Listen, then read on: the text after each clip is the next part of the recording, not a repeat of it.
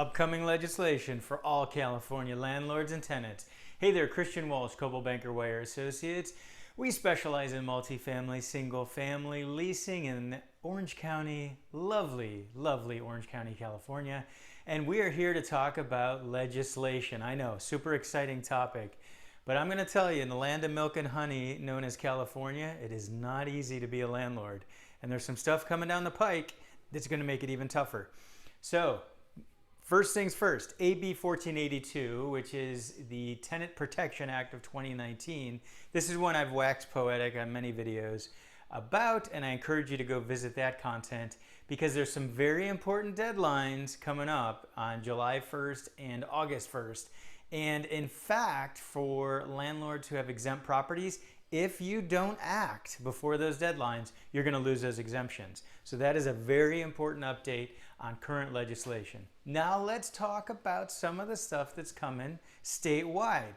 And just so you know, we're going to include links below to additional information to see current versions of the potential bills. These are not yet passed. One we're going to discuss is in the committee in Sacramento. The other two are going to be on the ballot in November for the public to vote on. So AB 3260 in committee. This will change. You can use the link below to track the changes. This is specifically related to COVID-19 and non-payment of rent due to COVID-19.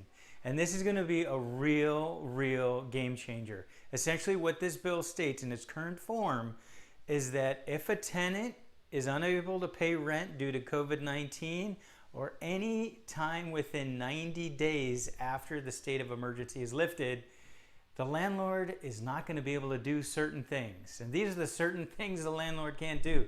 The landlord can't evict the tenant. Because of the not being able to pay due to COVID-19, this is technically not, if this bill passes, the tenant will not be unlawfully detaining the property. They won't be living there and be capable of being evicted. So that is a big change to current California law. The other thing that'll happen is the landlord, if and when they ultimately are not able to recover funds from the tenant due to missing rent and owing back rent. So if they're not able to recover those funds, they have to wait 15 months after the state of emergency is over, 15 months after it's over, in order to take action to go after recovering that lost income. So that is a long wait. Other things within the bill right now, there can't be any late fees charged. So that's another big one. And then this is another important point. If a landlord decides to take an action to recover lost income, remember 15 months after the state of emergency is over, if a landlord decides to do that, any special local or federal funds that a landlord received to help them get through not receiving rent, so one example would be the PPP loan. So anything like a PP loan or mortgage forbearance, any of that must be disclosed, and it must be disclosed in court, and then any of that assistance will be used to offset what the tenant owes. So it may not even make sense after 15 months to go after to take action to get those funds back. So anyway, that's AB 3260, still in committee. There's going to be more changes coming, but it's a real game changer, and it's going to make it tough for landlords to get tenants out who haven't paid rent, which isn't a bad thing on the face of it. If COVID-19 has affected a tenant legitimately, let's help them get them back on their feet. But this could really draw out the timeline. And another important reminder is, as of right now, it is June 19th, 2020. The courts are closed to new eviction process is starting. So new evictions can't start as of right now. And there's no end in sight on that one. That one is technically 90 days after the state of emergency is declared over. We're nowhere near the state of emergency being declared over. In fact, we now have to wear masks again. And the Judicial Council was going to vote to potentially put a deadline to it, but they decided not to do that for the judicial foreclosures and evictions. So it's still tied to that deadline of 90 days after the state of emergency is over. So I hope you're still with me. I know this is a lot of data I'm throwing at you, but if you're a California landlord, you really need to stay focused on these things. And tenants, you need to know your rights too. So as a tenant, make sure you understand the legislation going through. Two more important things coming up, and this will be on these are approved for the ballot in November 2020. We have the Rental Affordability Act, which is essentially just like Prop 10, rent control. This is Prop 10 2.0, it's been called.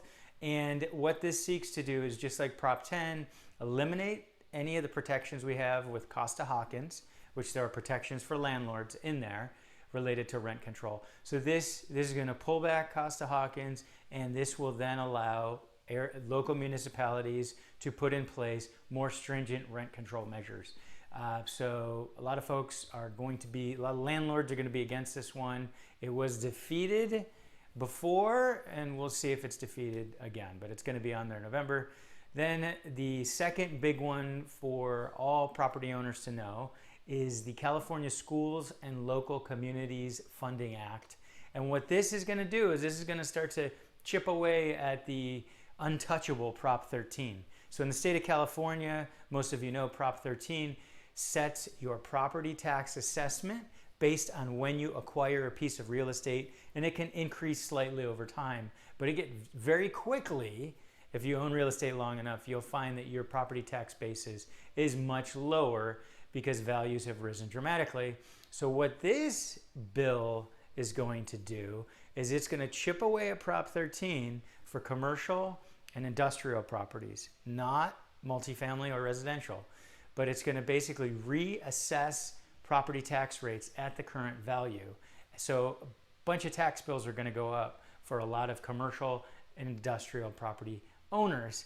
And I have to say, this is tough timing on that because due to COVID-19, a lot of those property owners, commercial property owners, are really suffering, just like residential landlords are.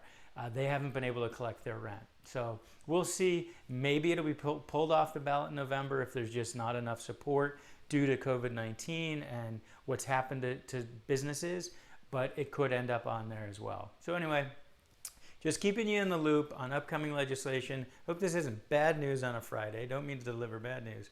But just a reminder, it is not easy to be a landlord in California.